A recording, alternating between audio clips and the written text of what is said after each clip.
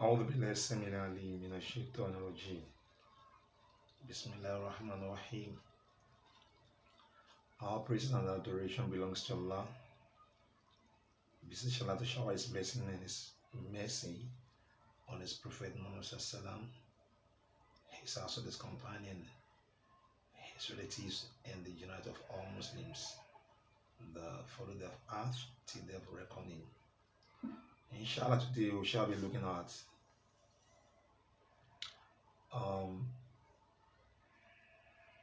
Hakku Walad or Hakku Awlad, parental responsibility towards the children,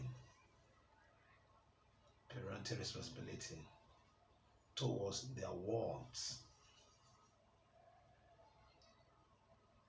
This is very essential because if you look at the trend today, parents caretaking home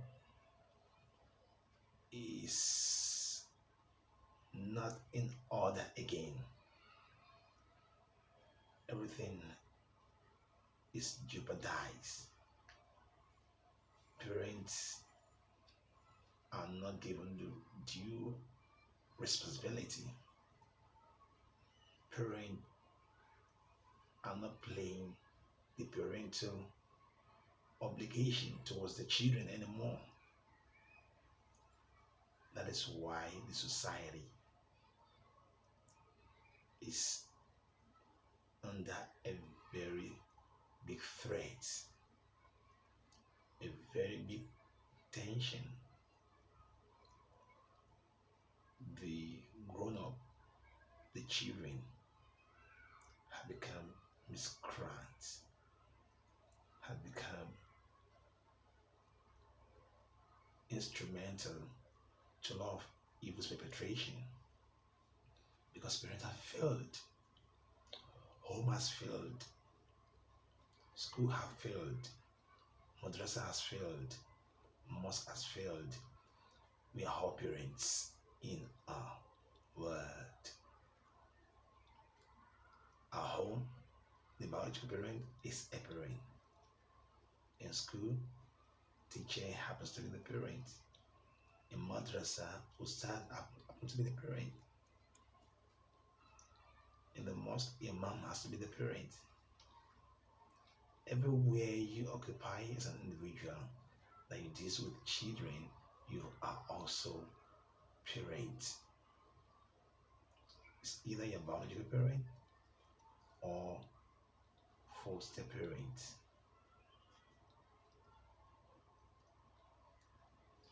So we should know what our responsibility.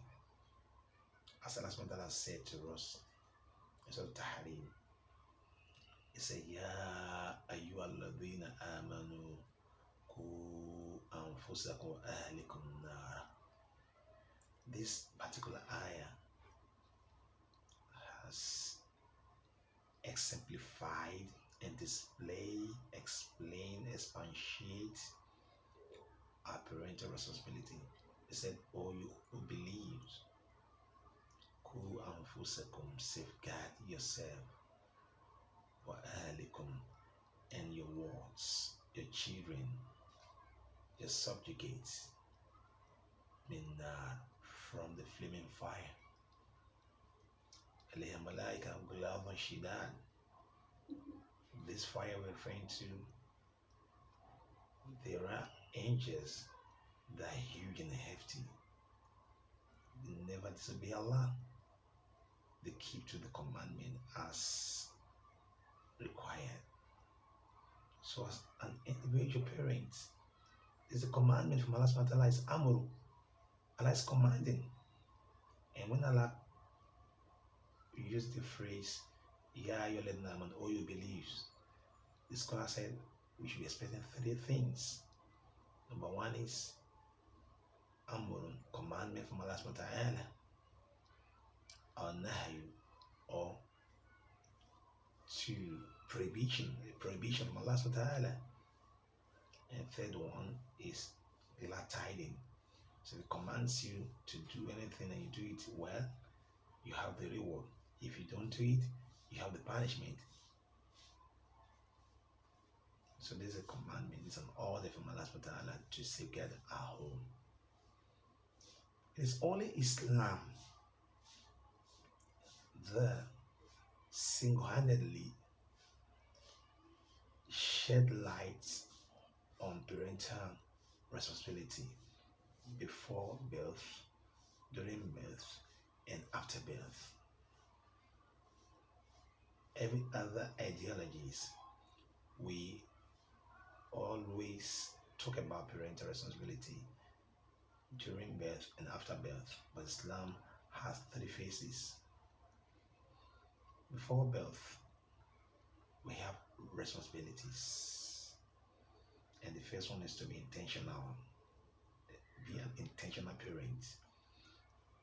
That I want to be a parent. You want to take a task. You want to have responsibilities.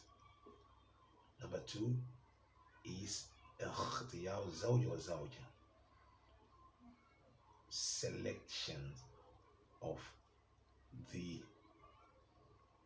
mother to be or the father to be.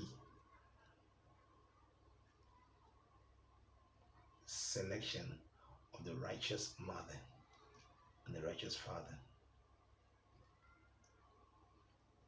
The father should be a pious, and the pious father should marry the pious wife. When the pious wife marries the pious husband, when this is done, this will result into having righteous and pious children, offsprings. Today, we are not being intentional. People just going to marriage without having the blueprint to navigate the journey. Number two, our selection skills is not based on اختيار الصالح أو صالح, selections of the righteous. What we give priority to when we want to get married is beauty, money, influence, status. We don't consider the deen, the fear of Allah. And you want to have a good child. Number three is be prayerful. You must be prayerful. Tell Allah the kind of child you want. And we can see that in the Quran, in the Sunnah. Prophet Ibrahim said to Allah to give him a righteous child. He said, Rabbi habli min as-salihin, and give me a righteous child. And the scholar, Allah gave him a righteous child. But today, do we prefer a righteous child? Prayer. Number four is, if you want to have copulation, conjugation, sex with your wife, do not copulate with your wife as animals. Pray. Observe the somatic manner of sexual relationship with your husband and wife. Pray. So let's say that. So let's say that any one of you want to copulate with his wife should mention this prayer before the copulation. Allahumma jannibna min ash-shaytan wa jannib ash-shaytan ma razaqtana. Allah prevent us from the influence of shaitan and prevent the fruits of this conjugation from the influence of shaitan. That's a prayer. You pray for a good child. So when the mother conceives, That is premarital, childbirth. You also pray for that child in the womb. Pray. Let the mother eat good food, because it goes a long way to have effect on on the child's life. And at birth, when the baby is out, the first thing you do as a father, as a parent, is to encounter that child with adhan. When the child is just being delivered, you pronounce, you echo adhan in the hair. Adhan. You do adhan. What you call them? The scholars on different opinion on a common, but the adhan is generally acceptable. And that's to tell the child, come back, welcome to the home way of Islam, where Islam is being practiced. This is what Islam says you should do for the child. So that is the premarital, the pre-birth has ended there. So when you give birth to the child, give the child the best, the good name. Select a good name, names that have positive effects. Not just a name. You can select from the names of the prophets, or the names of the righteous predecessors, or the names of the good awliya Allah. Yeah, it's allowed in a deen. If it's a male child, you do genital circumcision. If it's a female child, you also do circumcision for her. A male child, you scrape the hair of both male and female. You scrape the hair, scrape it off, and you do aqiqah. You slaughter ram, 2 ram for a male child, 1 ram for a female child. They have evidence for all this. This is during birth now. And you do aqiqah. That's what Islam's call you to do as parents. And this child of yours, you as well, make sure you select where he's going to learn an undiluted knowledge, experience of life.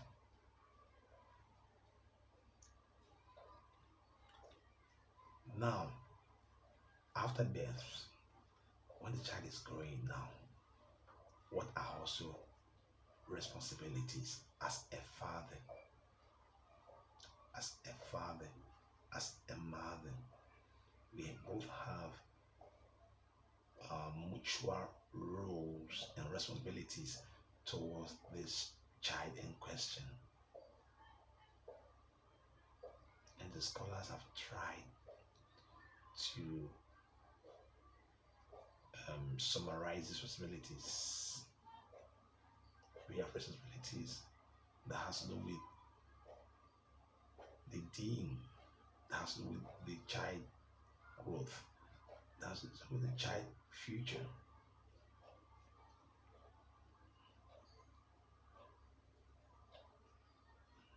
And number 1 responsibility towards this child is haqqul haya. We should give the child, give him or her the opportunity to live right to life. We don't kill our children because of penury, of poverty. Right to live. Yes. I said, وَلَا تَقْتُلُوا أَوْلَادَكُمْ خَشْيَةَ إِمْلَاقٍ. I said, do not kill your children for the fear of poverty, of penury. Don't kill them emotionally. Don't kill them psychologically. Don't kill them physically. Allow them to live their life. Number one, number two is Hakun Nasab. We should allow this child to be part of the family he is um, brought from, the family it belongs to. We should allow such child to be there. And it has to do with promiscuous women, women that that go into promiscuity or fornication. You are pregnant from Mr. A and transfer the pregnancy from Mr. B is a sin. And a man who also deny his or her his biological child also fall victim of this. Allow them to be part of the family they belongs to. And part of the responsibility as a parent is they have the responsibility, we have responsibility to give them their due names, the right names, best name.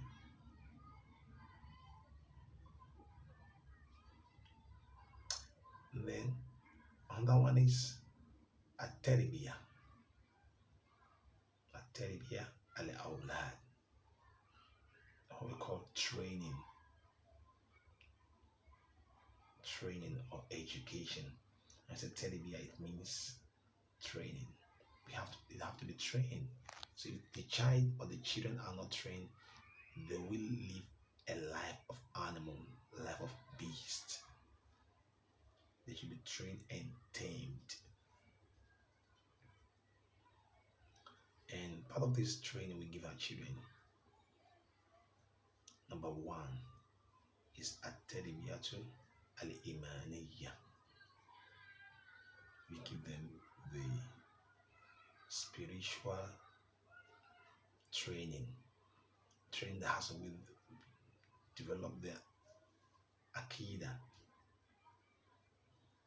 their sense of tawheed,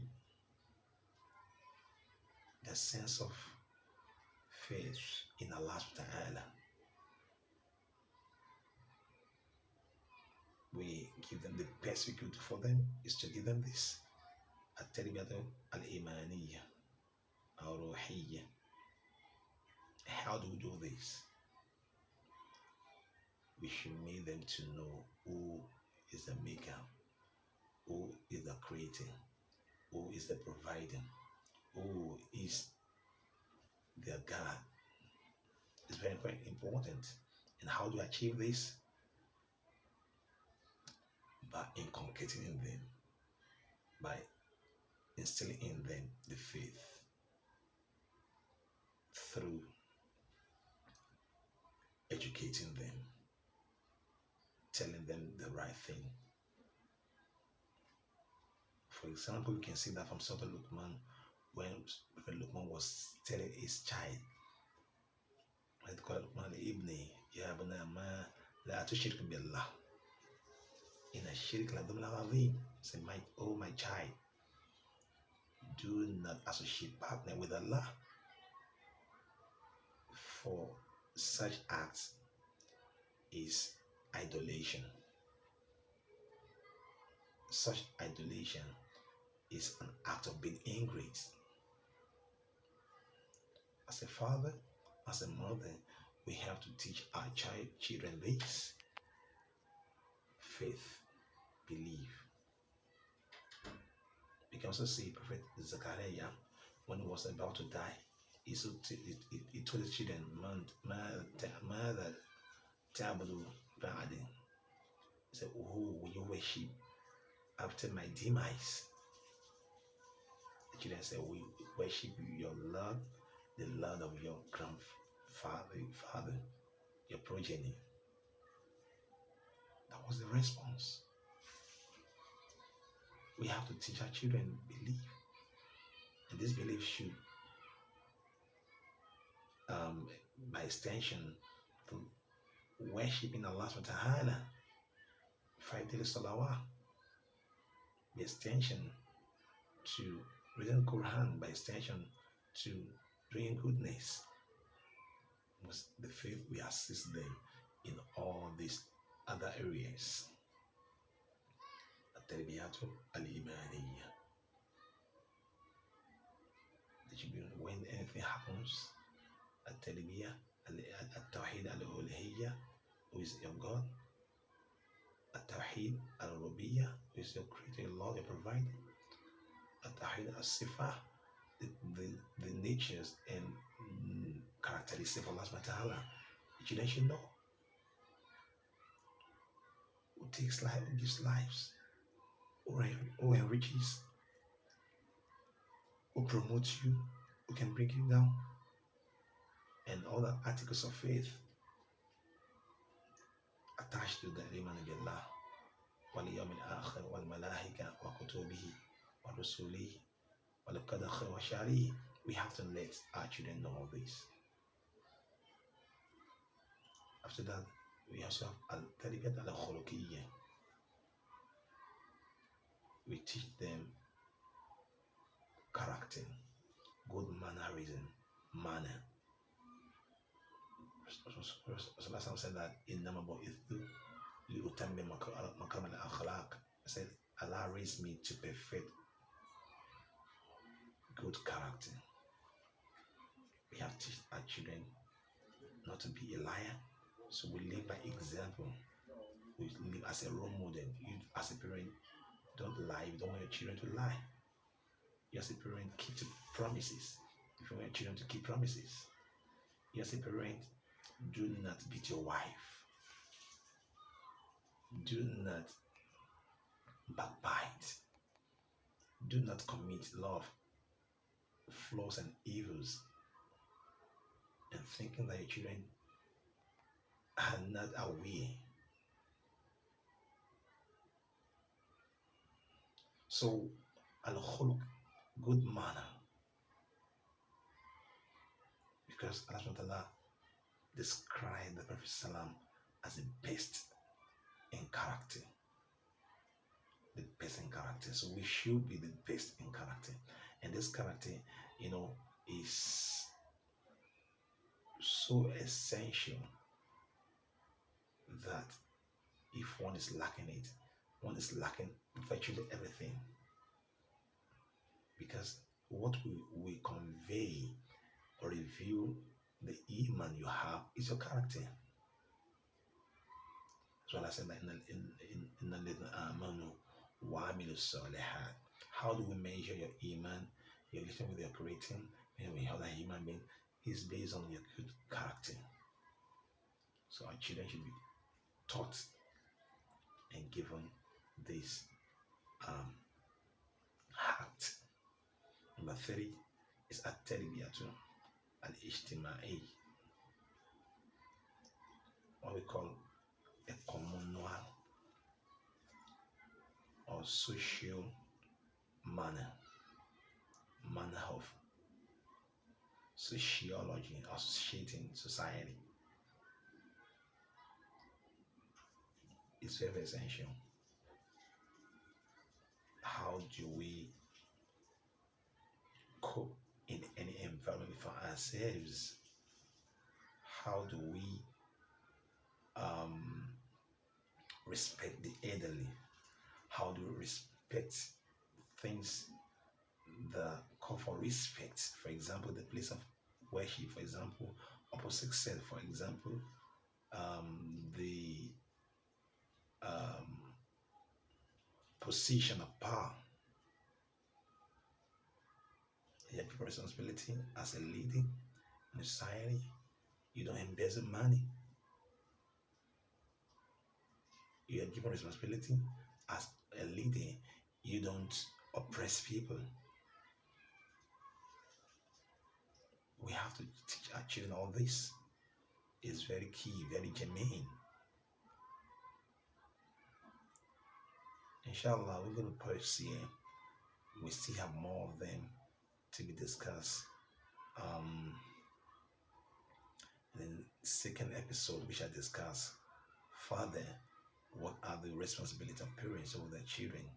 It becomes to Allah to accept this little as a lot of worship and add it to the scale of our deeds Do not forget to subscribe, share, and pass a comment. Jazakumullah khairan kathir.